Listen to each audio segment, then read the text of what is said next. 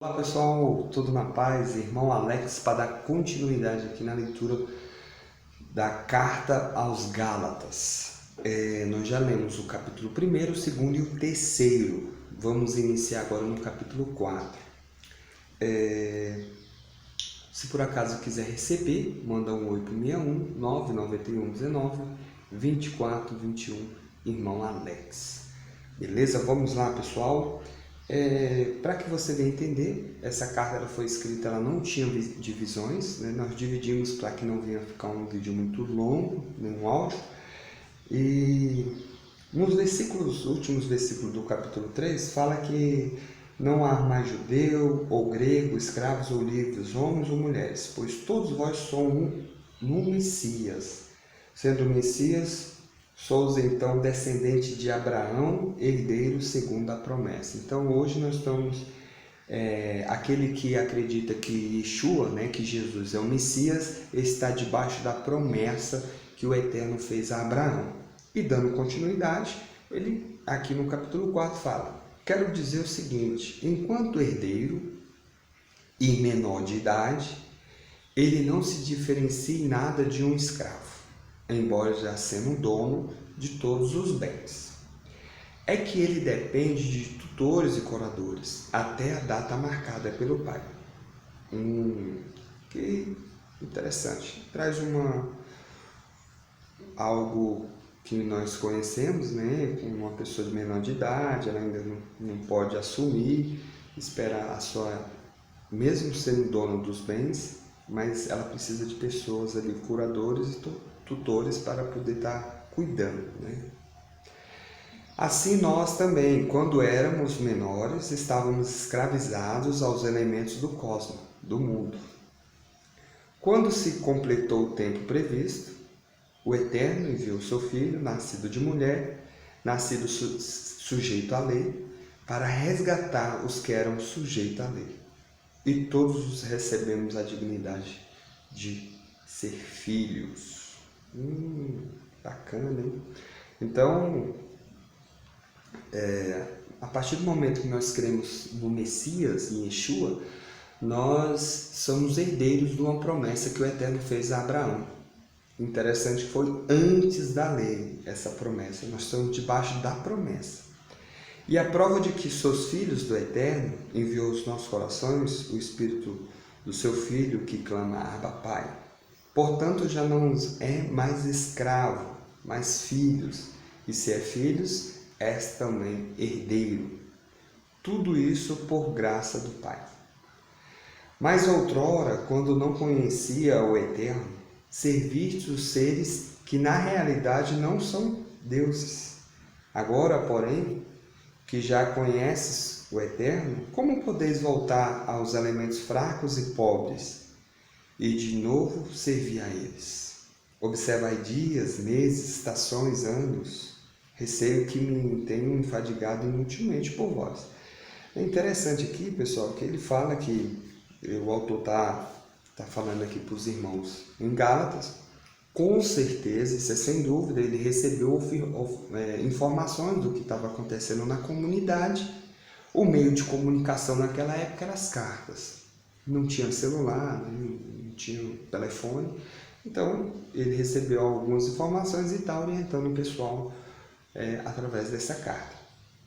E ele fala que as pessoas antigamente, né, antes deles aceitarem a fé em Yeshua, no Messias, eles guardavam dias, estações, mês, né? E depois que ele tem conhecimento da verdade, né, ou do Messias, do Eterno, não precisa mais ficar guardando esses elementos do mundo, do cosmos, né? Muito interessante. Vamos dar continuidade. Hoje também tem pessoas que guardam, né? Respeitamos, são questões que há entendimento da pessoa, mas não quer dizer que a pessoa é melhor que a outra por ela guardar um dia, achar que um dia é melhor que o outro. Dando continuidade, irmãos, eu vos suplico, sedes como eu, pois também me tornei como vós. Vós não me ofendestes em coisa alguma.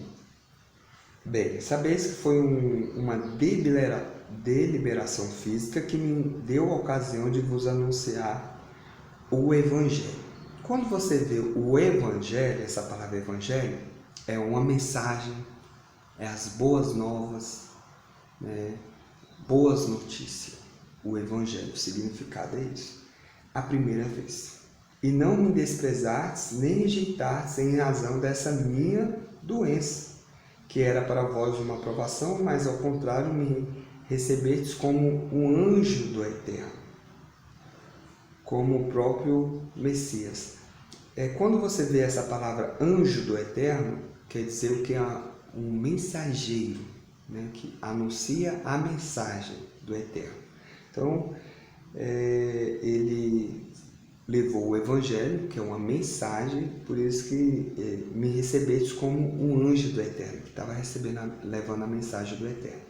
Agora, aqui dentro dessa versículo 14, um ponto interessante, que desconstrói todo um pensamento que temos hoje no século XXI. Existe uma doutrina dessas igrejas neopentecostal, neo quer dizer que é igreja nova, né? Uma doutrina nova, de que os que servem o Eterno não podem ficar doentes. Então, hoje em dia, infelizmente, se você não cuidar da sua saúde, você está propício a pegar alguma enfermidade, alguma doença. Então, essa ideia de que os servos do Eterno não podem ficar doentes é uma doutrina totalmente errada, porque olha aqui, o próprio autor aqui está dizendo que ele tinha uma enfermidade, ele tinha uma doença. E aqui mais embaixo nós vamos ver que aparentemente era uma doença nos olhos, né? Então, essa doutrina temos que tomar cuidado, é uma doutrina errada. Vamos continuar. Será que tornei-vos inimigo por vos ter dito a verdade? O zelo que alguns demonstram por vós não é bem intencionado, e que estão querendo apartai-vos, para que mostreis zelo por eles. O ótimo zelo, objeto de zelo, desde que seja bem intencionado e constante, e não se restrinja aos momentos quando estou entre vós. Então aqui existia naquela comunidade algumas pessoas que elas estavam aparentemente com zelo com os irmãos. Só que o autor fala que aqueles irmãos eles estavam mal intencionados. Então hoje em dia, vamos dizer, existe também. Existem pessoas aí, homens, que se dizem que têm compromisso com o Eterno, aparentemente têm um zelo, né, pelo povo, mas eles têm um zelo por isso aqui, pessoal. Eles não têm zelo, o zelo dele não é uma boa intenção. Eles não têm compromisso com a verdade, com a mensagem de salvação, com a mensagem de vida eterna. Se você vê pregando muito sobre isso, toma cuidado e sai, aparta-se desses, né? O objetivo do Messias ter vindo foi trazer vida e abundância. Nada financeiro. Financeiro, se você trabalhar, tem muita gente que não tem nem compromisso com o Eterno, tem uma vida financeira abençoada. Por quê? Porque trabalha, corre atrás. Então, nós temos que fazer a nossa parte. Beleza?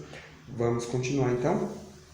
Meus filhos, pois vós sinto, de novo, as dores de parto, até o Messias ser formado em vós, até receber o caráter mesmo, né, as doutrinas, os ensinamentos do Mestre.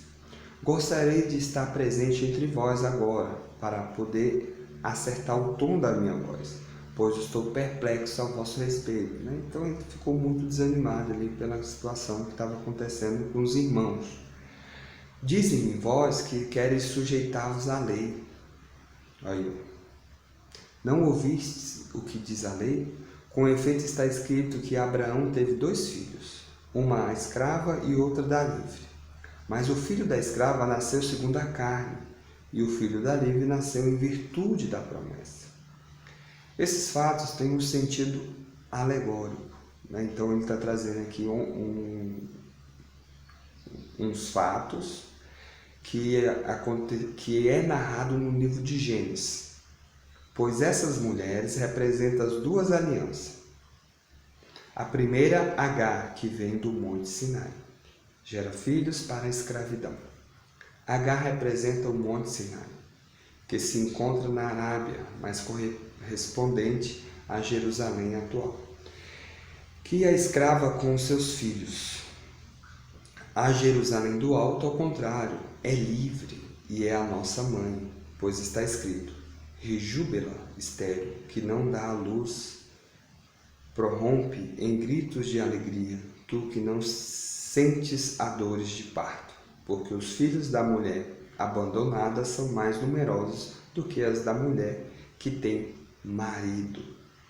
E vós, irmãos, como Isaque, sois filhos da promessa, mas como aquele tempo o filho segundo a carne perseguiu o filho segundo o Espírito, assim acontece também agora. Entretanto, que diz a Escritura: expulsa a escrava e o seu filho, pois de modo algum o filho da escrava será herdeiro junto com a filha da livre. Portanto, irmãos, não somos filhos de uma escrava, somos filhos da mulher livre. Terminamos o capítulo 4. Então você vê aqui o autor trazendo uma alegoria, né, com relação ao que aconteceu no passado. É importante, pessoal, nós compreendermos isso. Essa carta ela foi escrita num período onde alguns irmãos estavam querendo, né, que as pessoas continuassem observando as práticas judaicas, né, que as pessoas que não eram judeus, que estavam aceitando Jesus, Yeshua, né, o Messias, eles aceitavam o Messias, mas eles tinham que circuncidar, eles tinham que fazer algumas práticas judaicas que estavam guardando a lei. E o autor vem trazendo de uma forma bem detalhada que hoje, aquele que acredita em Yeshua, mesmo naquela época, estava debaixo de uma promessa, não debaixo da lei. Por isso que ele traz essa alegoria, né, da mulher livre, né, dos filhos da livre e dos filhos da escrava. Então é importante nós sabermos disso. Então hoje nós estamos debaixo da promessa, nós somos herdeiros, né, segundo a promessa. Então nós temos que seguir aquilo que Yeshua ensinou para os seus discípulos. Beleza?